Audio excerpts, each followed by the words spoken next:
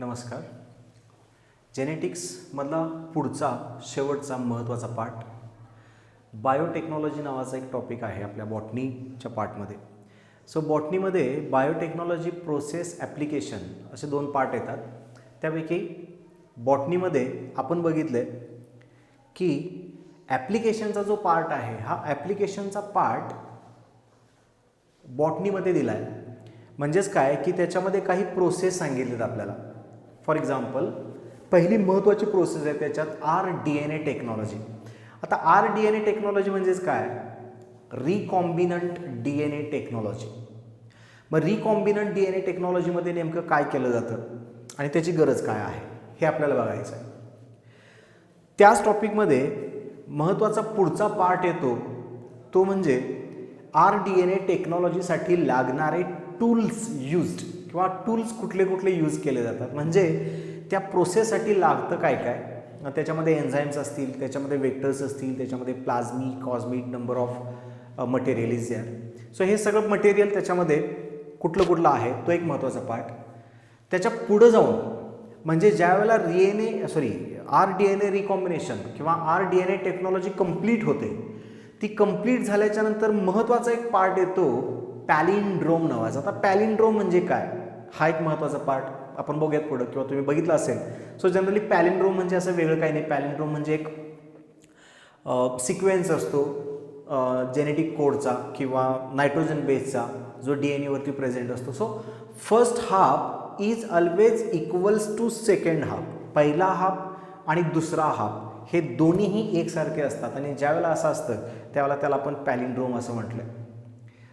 त्याच्यानंतर पॅलिंड्रोम नंतर एक पार्ट येतो तो म्हणजे genetic library, DNA library, cDNA. आता हा एक नवीन पार्ट झाला. RDNA म्हणजे रिकॉम्बिनंट DNA, cDNA म्हणजे कॉम्प्लिमेंटरी DNA. आता हा DNA कोणापासून तयार झाला. सो जनरली नॉर्मल RNA स्टँड्सपासून मॅसेंजर RNA पासून तयार झालेल्या DNAला आपण कॉम्प्लिमेंटरी DNA असं म्हणतो. म्हणजे पुन्हा एकदा ह्या DNAच्या प्रॉपर्टीज आल्या. आपण जसं बघितलं जीन्स टॉपिकमध्ये DNA आपण शिकून घेतलं किंवा DNA म्हणजे काय बघितलं, फिजिकल स्ट्रक्चर केमिकल स्ट्रक्चर बघितलं. मग त्याचं पॅकेजिंग कसं असतं ते तुम्हाला माहिती आहे. त्याच्यानंतर रेप्लिकेशन कसं केलं जातं ते तुम्ही बघितलं आहे. आणि त्याच्यानंतर महत्त्वाचा पार्ट येतो तो म्हणजे DNA फिंगरप्रिंटिंगचा. आता DNA फिंगरप्रिंटिंग त्याच्यानंतर RDNA टेक्नॉलॉजी ह्या दोन महत्त्वाचे ॲप्लिकेशन्स ह्या प्रोसेस झाल्याच्या नंतर मग त्याची ॲप्लिकेशन कुठं केली जाते. सो जनरली बायोटेक्नॉलॉजिकल ॲप्लिकेशनचा जो पार्ट येतो तो पार्ट ॲग्रिकल्चरमधला वेगळा आहे आणि ह्युमन वेलफेअरमधला वेगळा आहे. आता ॲग्रिकल्चरमध्ये नेमका बायोटेक्नॉलॉजीचा पार्ट कुठं येतो. सो तिथं आपल्याला माहिती आहे की ॲग्रिकल्चरमध्ये बॅसिलस थुरिनजेनेसिस ज्याला आपण BT असं म्हणतो. सो बॅसिलस थुरिनजेनेसिस हा जेनेटिकली इंजिनियर्ड जीन काय काम करतो, क्रायजीन्सचं काम काय आहे. एखाद्या प्लांटची प्रोडक्टिव्हिटी वाढवण्यासाठी किंवा वाढण्यासाठी काही जीन्स तयार केले जातात जेनेटिकली इंजिनियर्ड आणि ते यूज केले जातात की ज्याच्यामुळं नॉर्मल प्लांटची यील्ड ही थोडी अधिक पटीने वाढते. आणि हा जो पार्ट आहे हा पार्ट आपल्या प्लांट सेक्शनमध्ये आला किंवा ॲग्रिकल्चर डिपार्टमेंटमध्ये आला बायोटेक्नॉलॉजीचा. पण ह्युमन वेलफेअरमध्ये सुद्धा टेक्नॉलॉजीचा खूप महत्त्वाचा पार्ट येतो की ज्याच्यामध्ये जीन थेरपीसारखा पार्ट तुम्ही बघितला आहे. इन्शुलिन हा जो हॉर्मोन आहे हा हॉर्मोन सगळ्यात अगोदर तयार केला गेला जेनेटिक इंजिनिअरिंगनं. कारण इन्शुलिन हा एक पेप्टाईड हॉर्मोन आपल्याला माहिती आहे आणि हा जो हॉर्मोन आहे हा हॉर्मोन आपल्या बॉडीच्या पॅनक्रियाजमधून रिलीज केला जातो जो बॉडीमधल्या शुगरची लेवल मेंटेन ठेवतो. हे आपण बघितलं. पण काही वेळेला म्हणण्यापेक्षा बरेचसे असे पेशंट्स आहेत की ज्यांच्यामध्ये इन्शुलिन तयार व्हायचंच बंद झालं आहे. मग आता ह्यांचं जर इन्शुलिन तयार व्हायचं बंद झालं असेल तर मग त्यांच्यासाठी ऑप्शन काय आहे. काही पेशंट्समध्ये आपल्याला बघायला मिळते की त्यांच्या बॉडीमध्ये इन्शुलिन तयार होतं पण तयार झालेले इन्शुलिन पाहिजे त्या प्रमाणामध्ये ब्लडमध्ये सोडलं जात नाही ज्याच्यामुळं शुगर लेवल वाढायला सुरू होतं. म्हणजे इन्शुलिन असून सुद्धा इन्शुलिन बॉडीमध्ये असून सुद्धा शुगर वाढलेली असते आणि इन्शुलिन नाहीच त्याच्यामुळं तो शुगर ऑब्व्हियसली वाढणारच आहे. पण ह्या दोन कंडिशनमुळं डायबिटीजला दोन वेगवेगळ्या कॅटेगरीमध्ये डिव्हाइड केलं जातं, ज्याला आपण इन्शुलिन डिपेंडंट डायबिटीज मलायटस एक म्हटलं आणि इन्शुलिन नॉन डिपेंडंट डायबिटीज मलायटस असं म्हटलं. मी आता इन्शुलिनबद्दल का सांगतोय याचं कारण असं आहे की ज्या वेळेला इन्शुलिन बॉडीमधलं रिलीज व्हायचं बंद होतं किंवा इन्शुलिन सिंथेसाइज व्हायचं बंद झालं त्यावेळेला आपण बघितलं आहे की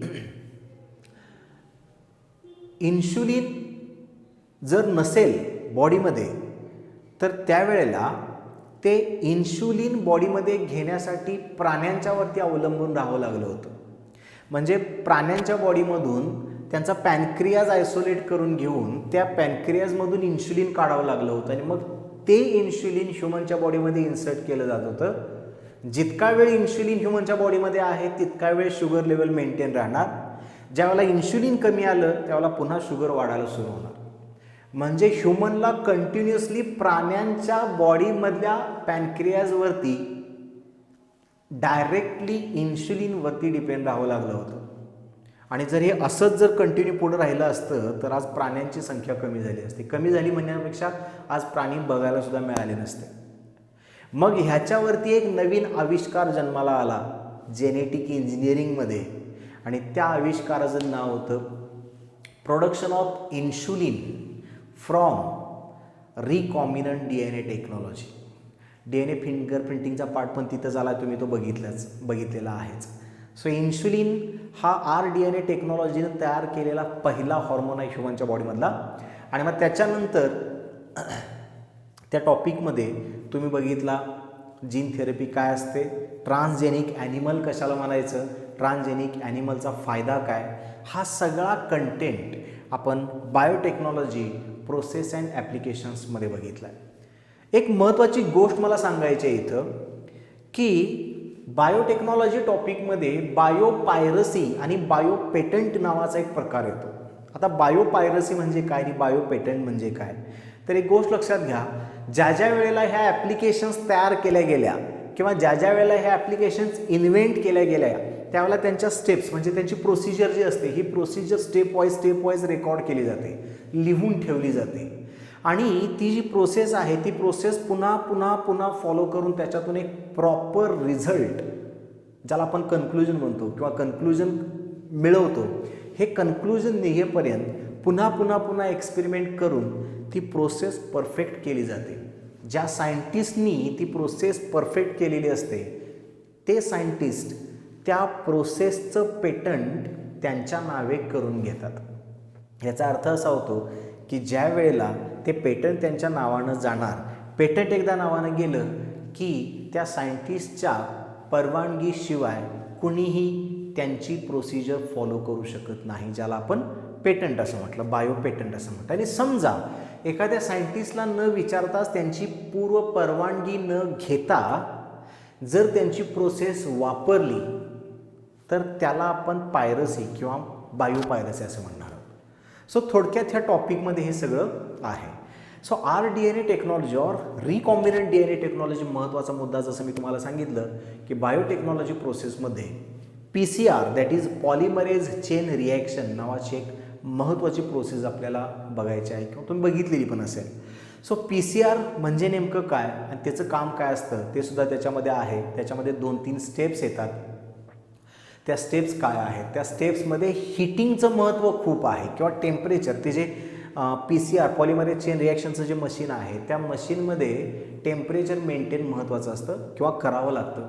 ते मेंटेन करण्यासाठी दिलेल्या ज्या टेम्परेचर्स आहेत ह्या टेम्परेचर्स आपल्या लक्षात राहणं गरजेचं आहे. बऱ्याच वेळेला त्या टेम्परेचर्सवरती एक्झामला क्वेश्चन्स विचारले जातात किंवा PCR मशीनमध्ये एक महत्त्वाचा एन्झाईम यूज केला जातो ज्याला आपण टॅक पॉलिमरेज एन्झाईम म्हणतो. हे एन्झाईम MCQला विचारलं जातं. ते एन्झाईम कुणापासून आयसोलेट केलं त्याचं सुद्धा नाव आपल्याला माहिती असणं गरजेचं आहे, ज्याला आपण थर्मस ॲक्वेटिकान्स असं म्हणतो. त्या थर्मस ॲक्वेटिकान्सपासून आपण टॅग पॉलिमरेज एन्झाईम काय केलं होतं, आयसोलेट केलं होतं आणि PCR मशीनमध्ये ते यूज केलं होतं. सो हा थोडक्यात पार्ट झाला बायोटेक्नॉलॉजी प्रोसेस अँड ॲप्लिकेशनबद्दलचं. सो CETला त्याच्यामधले जे इम्पॉर्टंट किंवा महत्त्वाचे असे काही MCQ जे येतात ते MCQज आपण थोडक्यात आता इथं बघणार आहोत. इथं बघा पहिला MCQ आपण बघतोय, find the odd one. Find the odd one म्हणजे ह्याच्यात ऑड कोण आहे तो आपल्याला ओळखायचा आहे. आता त्याचे ऑप्शन जर बघितले तर पहिला आहे टिश्यू कल्चर, दुसरा आहे ग्राफ्टिंग, तिसरा आहे क्लोनिंग आणि चौथा आहे DNA फिंगरप्रिंटिंग. सो आपल्याला असं वाटतं DNA fingerprinting okay, cloning okay, grafting पण ओके, कदाचित टिश्यू कल्चर वेगळा असेल.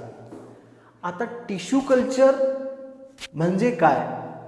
सो एन्हान्समेंट इन फूड प्रोडक्शनमध्ये टिश्यू कल्चरबद्दल तुम्ही बऱ्यापैकी शिकलाय, तुम्हाला माहिती आहे टिश्यू कल्चर म्हणजे काय.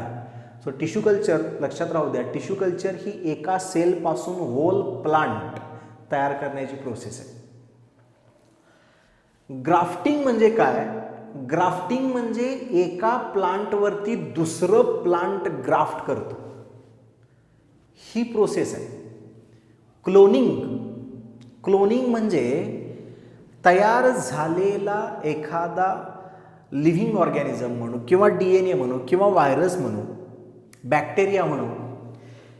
हे जे बॅक्टेरिया आहेत हे बॅक्टेरिया किंवा एखादी जेनेटिकली इंजिनियर्ड सेल आहे, ही सेल ज्या वेळेला आपण एखाद्या हाय रिप्रोडक्टिव्ह ऑर्गॅनिझमच्या बॉडीमध्ये इंट्रोड्यूस करतो, फॉर एक्झाम्पल अमिबा असेल, पॅरामोशियम असेल किंवा कोलाई बॅक्टेरिया असेल. सो जेनेटिकली इंजिनियर झालेला जीन जर आपण कोलाई बॅक्टेरियाच्या बॉडीमध्ये सोडला तर कोलाई जितक्या वेळेला रिप्रोड्यूस करणार तितक्या वेळेला ते जीन्स तयार होणार, ज्याला आपण क्लोनिंग असं म्हणतो.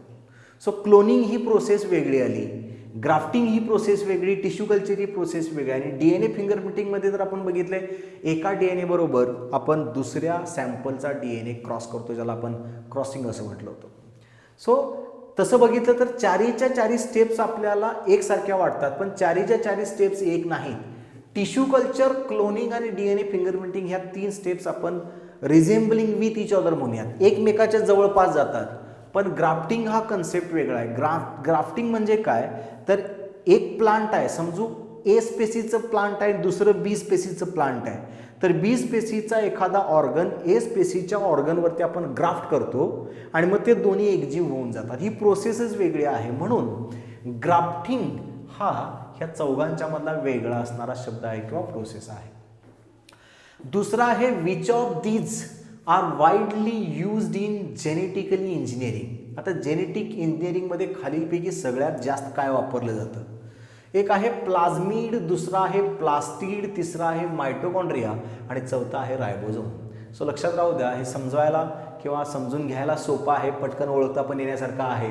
याचं कारण रायबोझोम सेल एंटिटी आहे, मायटोकॉन्ड्रिया सेल एंटिटी आहे, plastid also known as chloroplast cell entity आहे आणि प्लाझ्मिड जो आहे ह्या प्लाझ्मिडला मात्र आपण एक्स्ट्रा क्रोमोझोमल DNA असं नाव दिले बायोटेक्नॉलॉजीमध्ये. So plasmid is base of genetic engineering म्हणायला हरकत नाही.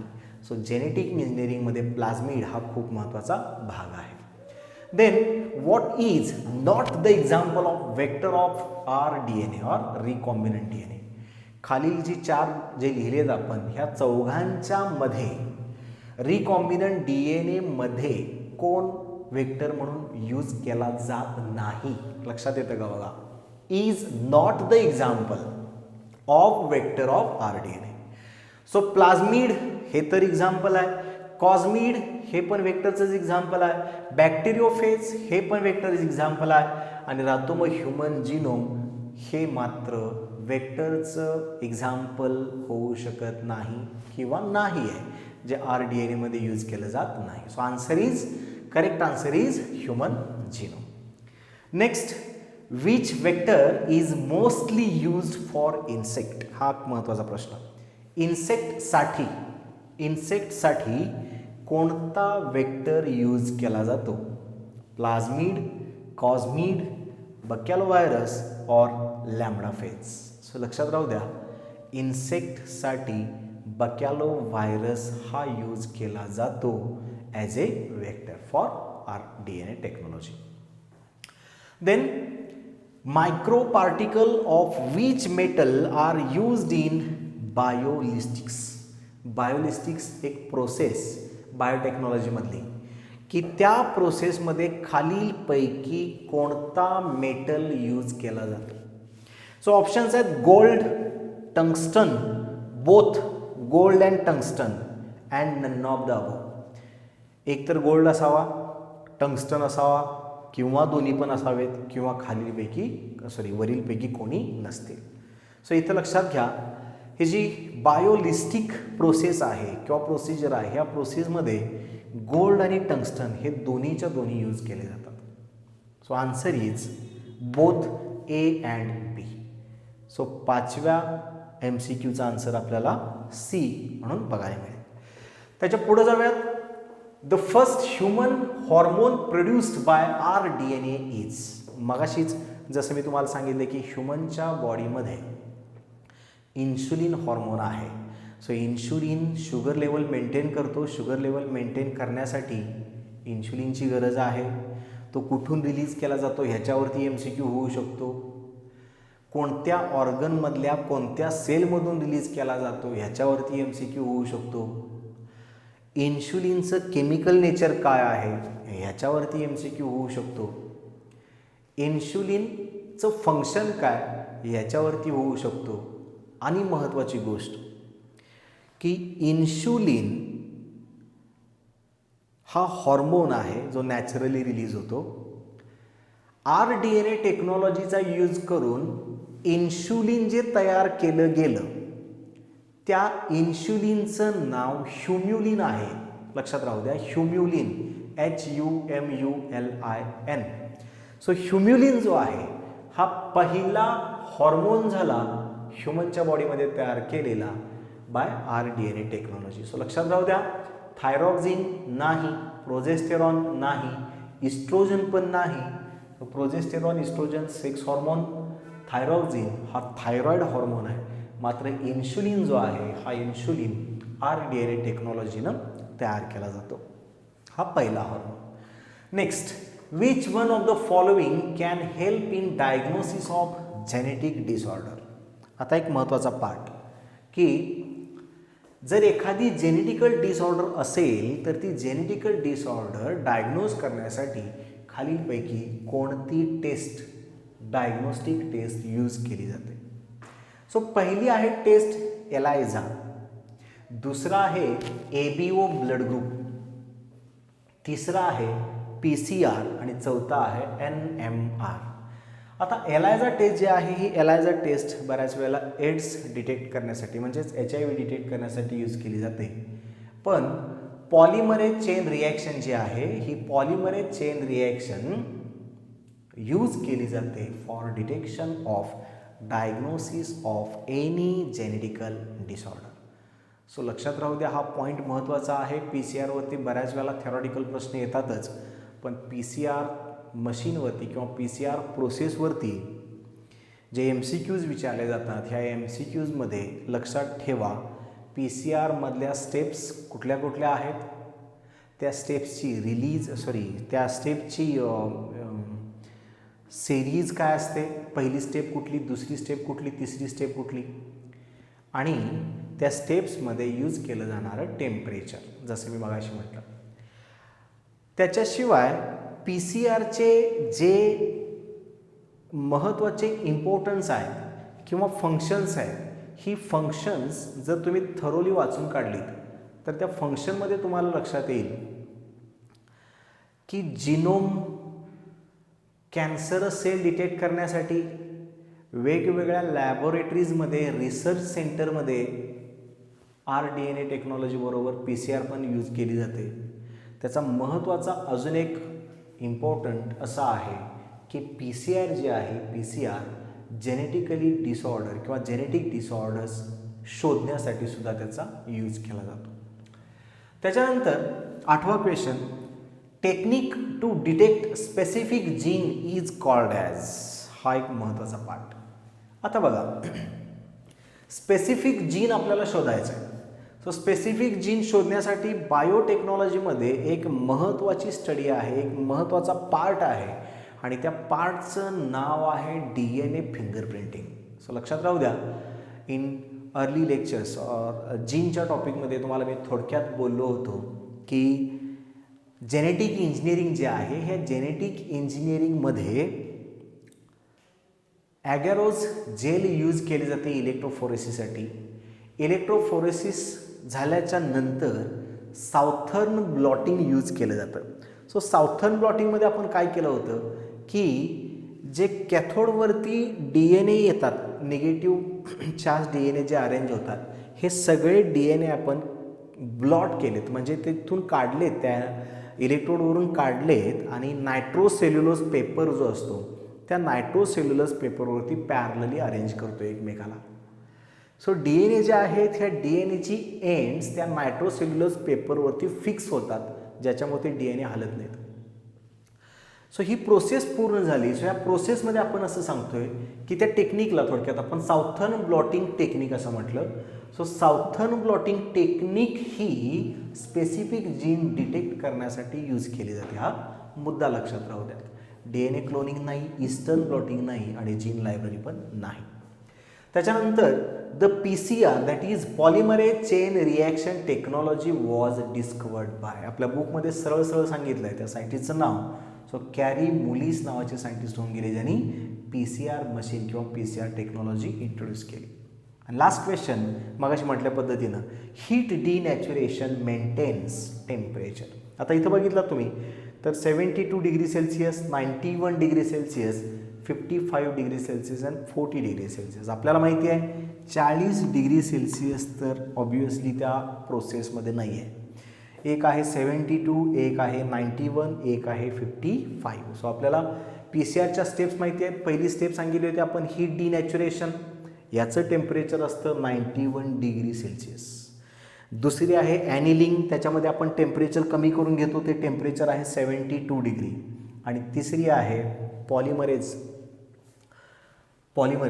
तर पॉलिमरेज जे आहेत, ह्या पॉलिमरेजमध्ये टेम्परेचर आपण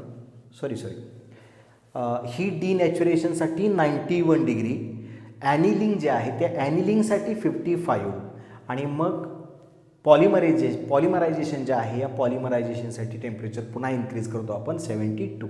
सो इथं लक्षात राहू द्या, हीट डिनॅच्युरेशन जे आहे, ह्या हीट डिनॅच्युरेशनसाठी टेम्परेचर मेंटेन केलं जातं 91 डिग्री सेल्सिअस. थँक्यू.